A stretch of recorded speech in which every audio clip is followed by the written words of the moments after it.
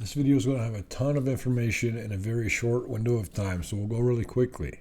What happened was I'm working on the Q4 State of the Market report, and that's a bigger, heavier thing. The last one took me over a week, so it's got a lot of stats and graphs and stuff. So this is sort of a skinny version of that, sort of a summary of some stuff that I'm looking at that you already know to be true. I'm not telling you anything new here. You're going to put it together, though. You're going to see all the different things that you know are actually true and happening right now. And when we talk about them, you'll sort of see ideas or ways to take advantage of that. And in fact, I'll give you some examples of what to do, how to land on your feet, what moves to make at the end of this video. The economy right now. 11 things that you already know. Some of the things that I looked at for the State of the Market report included things like automobile prices, declining real estate markets, the approaching recession, the global economic slowdown, and all these inventory gluts that you know about because you watch this channel. And here's another thing too, less experience. And I'm talking about among retail investors, and I'm talking about among your advisor, your financial advisor. If they are less than 35 years old, they haven't really been around for more than a 12-year bull market. Don't confuse a bull market for brains. And under this umbrella of all these things I mentioned, you know that leverage, how much money people are borrowing to invest in stocks, to own a home, how much they're borrowing is pretty much extreme at its maximum. So I'm talking about trading stocks or owning a home on borrowed money. But no matter how you look at it, if you look at credit cards, whatever, right now you also know leverage is pretty extreme. If you've got $50,000 in your brokerage account, the stockbroker might allow you to trade up to whatever, about 100,000, 70,000, whatever.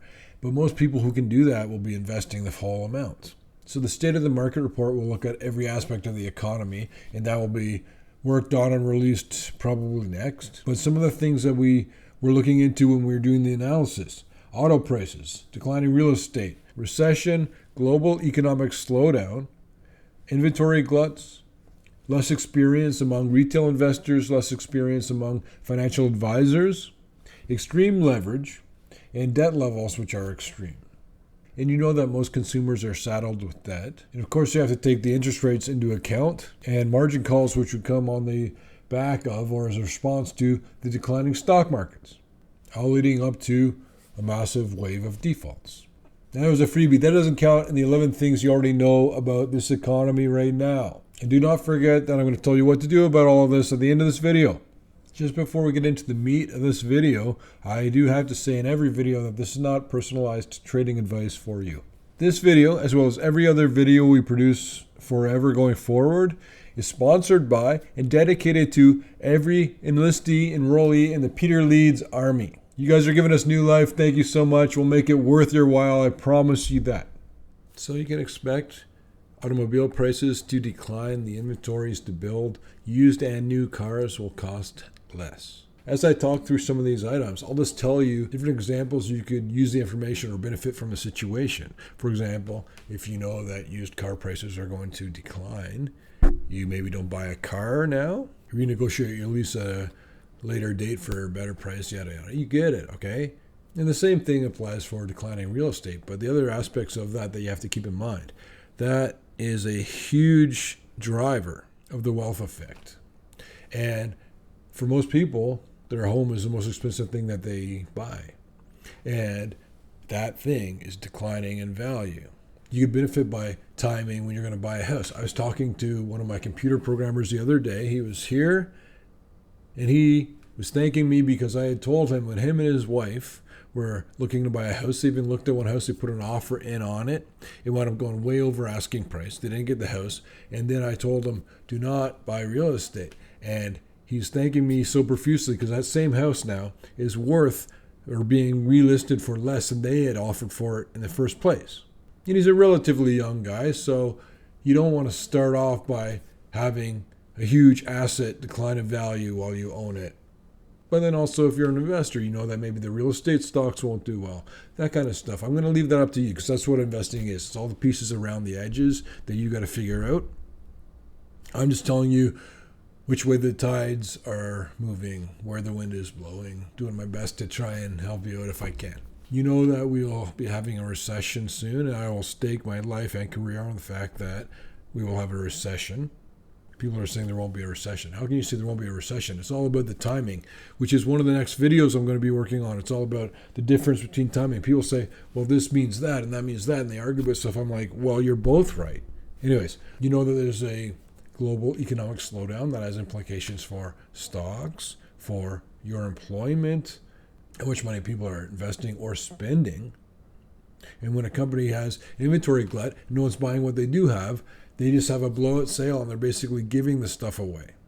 But another thing, and I'm going to relate it to the 1929 stock market crash, one of the things that happened right before the crash, which just so you guys know, a crash will take weeks, months for the decline. It doesn't happen in a day. It could have a big, bad single day, but it's not that the crash was a one-day event or a one-week event. It's a lot longer than that.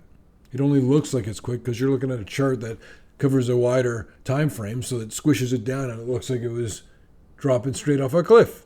But the experience levels of people who are investing, everyone got into investing. Everybody was buying stocks. They all moved into the space, and that was what led to the big crash. Less experienced investors swarming into the market. And right now, there's a huge amount of less experienced investors who got into investing through Robinhood, investors who have only seen a bull market. Some of them, their experience levels are pretty low. And at the same time, the experience levels of your financial advisor is pretty low typically. Right now, if you're a financial advisor, you're 35 years old or younger, you probably don't have a lot of experience in bear markets. That's all I'm saying. So maybe the way they reacted isn't as good as it could be. But the combination of the brokers, the advisors, most of them being younger. It's a younger man's game or younger woman's game. And a lot of them don't have a tremendous amount of really good experience in negative markets. And when you combine the two aspects of the two parts of the market that are less experienced, that matters. That means something. It'll have an effect. It'll have a result. Now, leverage is extreme. I always say that. If you've got $30,000 extra, you could borrow and invest on leverage. Just about every investor is doing that. Typically, you don't just use part of it. Most people will just use all of it. And if the stock market starts coming down and they're on leverage, that's going to hurt you more than if it just was the investment that you owned and it came down. If the leverage comes down, that's even worse than the investment declining at whatever amount. And while the consumer is still healthy and employed and they're spending money and their debt loads aren't as crazy as they've ever been, but they are tremendously high. Just about anybody you know has much too much debt. The amount of debt you should have, even a country, should be zero. That'd be the optimum amount. And I know there's arguments for leverage and yet I'm saying that the best thing is zero debt for anybody, any country, any company, anywhere. You say it's not realistic? It is realistic. You just need to know how to do it. But the coup de grace is right now is when the effects of the interest rate increases are going to start taking effect, starting to be felt. I think you understand what I mean by that. And interest rates will climb higher and higher in a couple more meetings going forward, and it's probably going to be around 4%. That's the conventional thinking. So think about that. It's even higher than now. And we are just now going to start feeling the effects of the interest rate increases. And then it's going to get even stronger and worse, but those won't have as much of a delay. They'll increase interest rates, and you're already getting hurt by the interest rates, and then it'll just add to it. And as the markets have come down so much, as I forewarned that they would, margin calls will start to become a factor, all leading into a big wave of defaults when we start entering a pretty significant recession. I hope that you're not too depressed, but I hope you're taking it seriously. But here's the thing. There's a lot you can do about it. I have a ton of videos about how to get ready for a recession. Or if you think it's going to be a stock market collapse, some of the things you want to be navigating towards or investing in instead of other types of things. Getting out of speculation, getting into utilities, dividend-paying gold mining stocks are a pretty good investment in my mind. You don't want to be investing in anything that's all over the media or any of these meme stocks. There's more risk than possible reward here. Bitcoin made people billionaires from small investments. That's incredible. It's amazing. But it won't do that again. And so people look at Bitcoin like, oh, it makes you rich if you buy it. it did make people rich. That's what you know.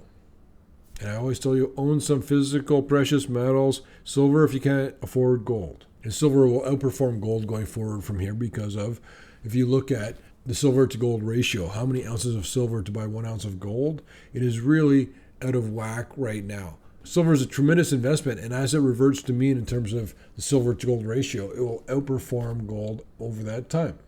Educate yourself as much as you can. You have all of the world's information and knowledge at your fingertips right now. If you're watching this, you definitely do. I'm not saying I'm okay. I'm saying you have the internet and the power is on and you're watching something on YouTube. But everybody first says, okay, here's the situation. So what do I buy? Do I buy that? Do I buy that? Here's what you do. You stop. Take a breath. Get a piece of paper, blank piece of paper, a coffee, make sure nobody's around to bug you, grab a pen, and do an audit of what you owe, how much money you make, what's your situation. And really look at your financial situation. Who are your dependents? Will there be more dependents as your parents age and we run into a massive pension crisis? And as you know that the pension crisis is coming, there are ways to play that. For example, you might want to double check your pension and see how secure it is. And remember that most pensions now, when the stock market comes down, that's on the shoulders of the people who own the pensions. And if you really want to see all these stats and charts and things, just wait until you see the State of the Market Q4 report. This one takes me a lot of work, and it's going to be released probably next or after that. And I'm also going to work on a time frame video showing you the differences when it's based on the time. It's like frequency at a radio. When you say, well, this should happen like that, and it does or it doesn't, you can look at different time frames and find that, well, yeah, gold did do well. And then you're looking at, oh no, gold did really badly. And shout out to our newest Peter Leeds Army member, Matthias S. from Germany.